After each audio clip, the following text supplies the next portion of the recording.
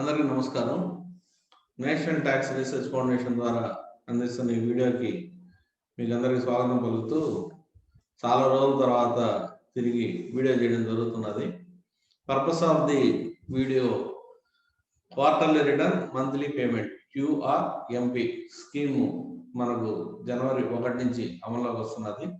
అంటే ఇంకొక 8 రోజుల్లో ఈ స్కీమ్ మనకు అమల్లోకి వస్తున్నది కాబట్టి దీని గురించి క్లుప్తంగా ఈ స్కీమ్ యొక్క వివరాలని మీకు అందించాలని ఒక చిన్న ప్రయత్నం చేస్తున్నాము. ఈ స్కీము ముఖ్య ఉద్దేశం చిన్న డీలర్లని ఎవ్రీ మంత్ రిటర్న్ ఫైల్ చేసే ఫెసిలిటీని తప్పించేసి 3 నెలలకు ఒకసారి అంటే క్వార్టర్ పూర్తయిన తర్వాత నెక్స్ట్ మంత్ రిటర్న్ ఫైల్ చేసే విధంగా ఈ ఫెసిలిటీ ఇస్తున్నారు. కాకపోతే పేమెంట్ మాత్రం ఎవ్రీ మంత్ పేమెంట్ చేసుకుంటూ PMD06 అనే రిటర్న్ ద్వారా పేమెంట్ చేసుకుంటూ 3B మాత్రం క్వార్టర్ పూర్తయిన తర్వాత వేసుకునే విధంగా ఈ స్కీమ్ కి ఫ్రేమ్ చేయడం జరిగింది. దీనికి ఎలిజిబిలిటీ ఎవరంటే 5 కోట్ల టర్న్ ఓవర్ అంటే ఫైనాన్షియల్ ఇయర్ 1920లో 5 కోట్ల రూపాయల టర్న్ ఓవర్ లోపు ఉన్న ప్రతి డీలరు ఈ స్కీమ్ కి ఎలిజిబిలిటీ వస్తారు. ఈ స్కీము కంపల్సరీ మాత్రం కాదు, మనం ఆప్షన్ ఇవ్వచ్చు ఇవ్వకపోవచ్చు. బై డిఫాల్ట్ మనం ఒకవేళ కన్వర్ట్ చేసిన GST నెట్వర్క్ వాళ్ళు మనల్ని కన్వర్ట్ చేసినా కూడా మన ఈ స్కీమ్ నుంచి బయటకు వచ్చేదానికి జనవరి 31 వరకు మనకు అవకాశం ఉంది. కాబట్టి దిస్ ఈజ్ ఓన్లీ ఆప్షన్, ఒక ఫెసిలిటీ, అడిషనల్ ఫెసిలిటీ మనకు క్రియేట్ చేస్తున్నారు GST నెట్వర్క్ ద్వారా, GST కౌన్సిల్ వాళ్ళు గవర్నమెంట్ ద్వారా ఇచ్చిన ఫెసిలిటీని. కాబట్టి ఈ క్వార్టర్లీ రిటర్న్ మంత్లీ పేమెంట్ అనే స్కీమ్ ని మనం ఆప్షనల్ గా పెట్టుకొని ఫాలో అవ్వచ్చు అవ్వకపోవచ్చు. ఒకవేళ బై డిఫాల్ట్ మీరు కానీ మైగ్రేట్ అయిపోతే 31 డిసెంబర్ లోపు, జనవరి 31 లోపు మీకు ఆప్ట్అవుట్ స్కీమ్ ఉంటుంది, మీరు బయటకు వచ్చేయచ్చు.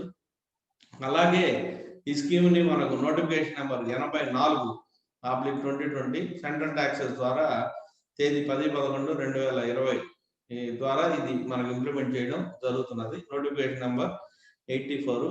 ఇందాక చెప్పినట్టుగా 5 కోట్ల రూపాయల టర్న్ ఓవర్ లోపు ఉన్న వాళ్ళకి మాత్రమే ఈ ఎలిజిబిలిటీ ఉంటుంది. అలాగే during the year me turn over కానీ 5 కోట్లు కానీ క్రాస్ అయితే, 5 crores కానీ క్రాస్ అయితే ఇమ్మీడియట్ గా క్వార్టర్ అయిన తర్వాత నెక్స్ట్ మంత్ లో మీరు మళ్ళీ ఆప్ట్అవుట్ పెట్టుకొని బయటకు రావాల్సిన అవసరం ఉంటుంది. కాబట్టి స్ట్రిక్ట్లీ స్పీకింగ్ 5 కోట్ల రూపాయల లోపు మాత్రమే 1920లో మీ టర్న్ ఓవర్ 5 కోట్ల రూపాయల లోపు ఉన్న, డ్యూరింగ్ ది ఇయర్ రన్నింగ్ లో మీ టర్న్ ఓవర్ కానీ 5 కోట్లు దాటిపోయిన మీరు ఈ స్కీమ్ నుంచి బయటకు రావాలి. కాబట్టి 5 కోట్ల రూపాయల వరకు మాత్రమే మనకి ఈ ఫెసిలిటీ అందుబాటులో ఉంటుంది. అలాగే ఈ స్కీమ్ ని మనం ఎప్పుడు ఆఫ్ చేసుకోవాలనే దాని మీద ఒక ట్రిక్కీ వర్డింగ్ ఇవ్వడం జరిగింది. First day of the second month of the preceding quarter to the last day of the first month of the quarter. ఈ వర్డింగ్ చాలా తమాషగా ట్రిక్కీగా ఉంటుంది, మళ్ళీ ఒకసారి చెప్తాను. From the first day of the second month of the preceding quarter to the last day of the first month of the quarter. అంటే for example జనవరి 1 నుంచి అమల్లోకి వస్తూ ఉంటే మనకు second month first day of the second month అంటే February 1 నుంచి లెక్కేసుకుంటే first last day of the first month February, March, April మళ్ళీ నెక్స్ట్ క్వార్టర్ ఫస్ట్ మంత్ అవుతుంది. కాబట్టి ఏప్రిల్ 30 లోపు మనం ఆప్షన్ ఇవ్వాల్సి ఉంటుంది. కాబట్టి first day of the second month of the preceding quarter to the last day of the first month of the quarter. Suppose మనం April month లో ఉన్నాము, మనకు ప్రిసీడింగ్ క్వార్టర్ జనవరి, ఫిబ్రవరి, మార్చ్ అవుతాయి. కాబట్టి ఫిబ్రవరి 1 నుంచి running quarter April first month అవుతుంది. కాబట్టి last day of the first month. So February, March, April లోపు మనం ఈ ఆప్షన్ ని తీసుకోవాలన్నా, లేదు రన్నింగ్ లో మనం ఆప్ట్అవుట్ చేసుకోవాలన్నా, న్యూ రిజిస్ట్రేషన్ తీసుకొని ఉంటాము వాళ్ళు ఈ ఆప్షన్ ఎక్సర్సైజ్ చేయాలన్నా, లేదా కాంపోజిషన్ నుంచి రెగ్యులర్ స్కీమ్ లోకి వచ్చి ఉంటారు వాళ్ళు ఆప్షన్ ఇవ్వాలన్నా అందరికీ ఇదే ప్రాతిపదిక వర్తిస్తుంది. కాబట్టి దీన్ని మనం చాలా జాగ్రత్తగా గమనించాల్సిన అవసరం ఉంది. అలాగే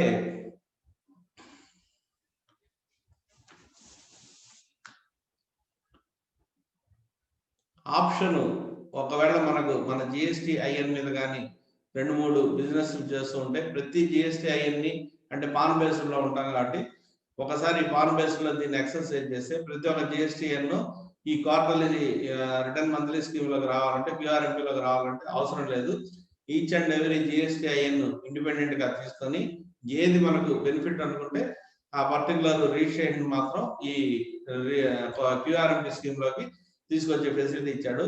కాబట్టి పాన్ బేస్డ్ అయినప్పటికీ కూడా ఇండిపెండెంట్ గా సెగ్రిగేట్ చేసి మనకు ఏది అవసరమో ఏది అవసరం లేదో డెసిషన్ తీసుకునే అవకాశం మనకు కల్పించాడు. కాబట్టి ఏ జిఎస్టీ అయితే మనం అవసరం అనుకుంటాం దాన్ని క్యూఆర్ఎంపి స్కీమ్ లోకి తీసుకొచ్చే ఫెసిలిటీ కూడా ఇవ్వడం జరిగింది. అలాగే జిఎస్టీఆర్ 1 కూడా మనం ఈ స్కీమ్ లో క్వార్టర్లీ ఫైల్ చేయడం జరుగుతుంది. జిఎస్టీఆర్ 1, 3B రెండు కూడా మనం క్వార్టర్లీ ఫైల్ చేయడం జరుగుతుంది. ఈ పరిస్థితుల్లో ఒక కొత్త స్కీమ్ కూడా ఇంట్రడ్యూస్ చేశారు, ఇన్వాయిస్ ఫర్నిషింగ్ ఫెసిలిటీ, IFF. ఈ IFF ఫెసిలిటీ కింద, ఇన్వాయిస్ ఫర్నిషింగ్ ఫెసిలిటీ కింద 50 లక్షలు మించకుండా ఎవరైనా డీలర్ ఎమర్జెన్సీ అదనంలో మేము ఇన్పుట్ కోరాలి, మాకు ఇబ్బంది అవుతుంది, 3 months మేము వెయిట్ చేయలేము అన్నప్పుడు ఈచ్ జిఎస్టీఐలో మనకు 50 లక్షలు మించకుండా IFF కింద మనం దీన్ని క్రెడిట్ ని పాస్ ఆన్ చేసే ఫెసిలిటీ ఇవ్వడం జరిగింది. సో ఇన్వాయిస్ ఫర్నిషింగ్ ఫెసిలిటీ కింద మనం 50 లక్షలు మించకుండా మనం క్రెడిట్ ని పాస్ ఆన్ చేస్తూ తిరిగి జిఎస్టీఆర్ 1 ఫైల్ చేసినప్పుడు దీన్ని రిపీట్ చేయకుండా ఈ IFF ఫెసిలిటీ కింద మనం రిమైనింగ్ ఇన్వాయిస్ వరకు ఫైల్ చేసే ఫెసిలిటీ ఇచ్చారు. ఇక పేమెంట్ ఎలా చేయాలనే దానికి 2 రకాల మెథడ్స్ ని మనకు ఇంట్రడ్యూస్ చేయడం జరిగింది. ఫస్ట్ది ఫిక్స్డ్ సమ్ మెథడ్, రెండవది సెల్ఫ్ అసెస్మెంట్ మెథడ్. ఈ ఫిక్స్డ్ సమ్ మెథడ్ లో మన పేమెంట్ కానీ రన్నింగ్ ఇప్పుడు క్వార్టర్లీ స్కీమ్ లో కానీ మనం ఉంటే 3 నెలలకు ఒకసారి రిటర్న్ ఫైల్ చేస్తున్నట్టయితే వీళ్ళు 35% of the tax paid in cash. ఇది జాగ్రత్తగా గుర్తుపెట్టుకోండి. ట్యాక్స్ పేమెంట్ ని ప్రిసీడింగ్ క్వార్టర్స్ లో మనం క్యాష్ ద్వారా ఎంత పే చేస్తున్నామో ఆ క్యాష్ లో 35% ని మనం first month 35, second month 35, final లో 30% పే చేయాల్సిన అవసరం ఉంటుంది. దీన్ని 25th ఆఫ్ ఎవ్రీ మంత్ మనం పే చేయాలి. డ్యూ డేట్ 25th గా పెట్టారు. అలాగే మనం కానీ ఆల్రెడీ మంత్లీ స్కీమ్ లో ఉంటే పేమెంట్ ఇన్ క్యాష్ ఎంతైతే చేస్తున్నామో లాస్ట్ మంత్ దాన్ని మనం యాసిడ్ గా చేయాల్సి ఉంటుంది. ఇక్కడ ముఖ్యంగా మనం గమనించాల్సింది క్యాష్ ద్వారా పే చేసిన ట్యాక్స్ మాత్రమే. క్వార్టర్లీ అయితే 35%, మంత్లీ అయితే ఈక్వల్ అమౌంట్ మనం పే చేయాల్సి ఉంటుంది. అలాగే నెక్స్ట్ సెల్ఫ్ అసెస్మెంట్ మెథడ్. మనకి ఇప్పుడు తెలిసిందే, ఇన్పుట్ అవుట్పుట్, మన ఎలిజిబుల్ ఇన్పుట్ తీసుకోవడం, మనం పే చేయాల్సిన అవుట్పుట్, ఇతరత్ర అన్ని సమీకరణాలు చూసుకొని మనం ఎంతైతే పే చేయాల్సి ఉంటుందో దాని ప్రకారంగా మనం పే చేసే ఫెసిలిటీ కూడా ఇచ్చారు. కాబట్టి fixed some method, self assessment method, ఈ రెండిట్లో దేనిలో దాన్ని మనం కంటిన్యూ చేసుకునే అవకాశం ఉంది. ఒకవేళ ఆల్రెడీ మన క్యాష్ బ్యాలెన్స్ కానీ, క్రెడిట్ లెడ్జర్ కానీ, క్యాష్ లెడ్జర్ కానీ సఫిషియెంట్ గా కానీ ఉన్నట్టయితే బ్యాలెన్సెస్ మనం పే చేయాల్సిన అవసరం లేదు. ఒకవేళ మన లయబిలిటీ నిల్ అయినా కూడా మనం ఎటువంటి ట్యాక్స్ కూడా పే చేయాల్సిన అవసరం లేదు. అలాగే 22nd లోపు ఈ క్వార్టర్లీ 3B రిటర్న్ ఫైల్ చేయాలి. డ్యూ డేట్ దాటకుండా. దీంట్లో చాలా ఇంపార్టెంట్ విషయం ఏంటంటే మనం పే చేసే మంత్లీ ట్యాక్స్ 25th లోపు, అలాగే క్వార్టర్లీ రిటర్న్ 22nd లోపు మనం కానీ ఫైల్ చేయడం, దానికి సంబంధించి ట్యాక్స్లు కానీ పే చేయడం జరుగుతూ ఉంటే సెక్షన్ 50 కింద మనం ఇంట్రెస్ట్ లయబిలిటీ నుంచి తప్పించుకునే అవకాశం ఉంటుంది.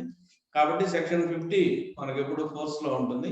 డ్యూ డేట్ లోపు కానీ మనం ఈ payment of tax, filing of returns చేసేసి 3B రిటర్న్స్, ఈ PMT 06 లో మనం ఇందాక ఏదైతే అనుకున్నాం మంత్లీ పేమెంట్, దాన్ని కానీ క్లియర్ గా చేసుకుంటూ వెళ్తే ఎటువంటి ఇంట్రెస్ట్ లేకుండా మనం బయటకు వచ్చేయచ్చు. అలాగే లేట్ ఫీ కూడా, డ్యూ డేట్ తర్వాత లేట్ ఫీ కూడా అప్లికబిలిటీ ఆఫ్ లేట్ ఫీ ఉంటుంది. సో ఈ QRMP స్కీమ్ ని ఇప్పుడు క్లుప్తంగా నేను చెప్పిన దాన్ని ఒకసారి సర్క్యులర్ 143 మనకు ఇచ్చున్నారు క్లియర్ గా. 143 ఈ సర్క్యులర్ గారు మీరు చూసినట్టయితే దీనికి సంబంధించి అన్ని రకాల క్లారిఫికేషన్స్ దొరుకుతాయి. ముఖ్యంగా క్లుప్తంగా మళ్ళీ ఒకసారి చెప్పుకోవాలంటే 5 కోట్ల లోపు ఉన్న వాళ్ళకి ఇది వర్తిస్తుంది. ఫిక్స్డ్ సమ్ మెథడ్ లో కానీ, సెల్ఫ్ అసెస్మెంట్ మెథడ్ లో కానీ పేమెంట్ మనం చేసుకోవచ్చు. ఫిక్స్డ్ సమ్ మెథడ్ లో అయితే క్వార్టర్లీ మన డీలర్ కానీ క్వార్టర్లీలో కానీ ఉంటే 35%, రిమైనింగ్ 30% పే చేయాలి. అలాగే మంత్లీ స్కీమ్ లో ఉంటే ఈక్వల్ అమౌంట్ ప్రిసీడింగ్ మంత్స్ లో ఎంతైతే ఉంటుందో అంత ఈక్వల్ అమౌంట్ మనం పే చేయాలి. 5 కోట్ల లోపు ఉన్న వాళ్ళకి ఇది అప్లై అవుతుంది. ఎప్పుడైనా సరే ఈ స్కీమ్ ని మనం ఆప్షన్ ఇచ్చుకోవచ్చు. ఆప్ట్ అవుట్ ఫెసిలిటీ కూడా 2 ఇచ్చున్నారు. ఇందా చెప్పినట్టుగా first day of the second month of the preceding quarter to the last day of the first month of the quarter. ఈ 2 డేట్స్ లో ఇందా చెప్పిన ఎగ్జాంపుల్ ప్రకారం ఫిబ్రవరి నుంచి ఏప్రిల్ 30 లోపు మనం ఈ స్కీమ్ ని ఆప్ట్ అవుట్ చేసుకోవడం కానీ, ఆప్షన్ ఇవ్వడం కానీ ఏదైనా మనకు ఫెసిలిటీ ఉంటుంది. ముఖ్యంగా 5 కోట్ల రూపాయల టర్నోవర్ ఫైనాన్షియల్ 1920లో మీ టర్నోవర్ 5 కోట్ల లోపు ఉంటేనే మీకు ఎలిజిబిలిటీ. డ్యూరింగ్ ది ఇయర్ మీరు ఏ మంత్ లో క్రాస్ అయినా సరే నెక్స్ట్ క్వార్టర్ లో మళ్ళీ తిరిగి మనం రెగ్యులర్ స్కీమ్ లోకి రావాల్సి ఉంటుంది. క్యూఆర్ఎంపీ స్కీమ్ మనకు అప్లై కాదు. ఇన్వాయిస్ ఫర్నిషింగ్ ఫెసిలిటీ కింద మనకు 50 లక్షల వరకు ఏదైనా ఎమర్జెన్సీగా మనం పాస్ ఆన్ చేయాల్సి ఉంటే ఆ క్రెడిట్ ని పాస్ ఆన్ చేసే ఫెసిలిటీ కూడా ఇచ్చారు. ఇది క్లుప్తంగా ఈ స్కీమ్ వివరాలు. ఒక్కసారి మీరు నోటిఫికేషన్ నెంబర్ 140 సర్కులర్ నెంబర్ 143 కానీ చూసినట్టయితే మీకు మిగతా విషయాలన్నీ క్లారిటీ వస్తాయి. దీంట్లో ఏదైనా నేను చెప్పడంలో కానీ తప్పుంటే ఒక్కసారి మీరు ఈ సర్కులర్ని చదివి సరి చేసుకోవాల్సిందిగా కోరుకుంటూ నమస్కారం.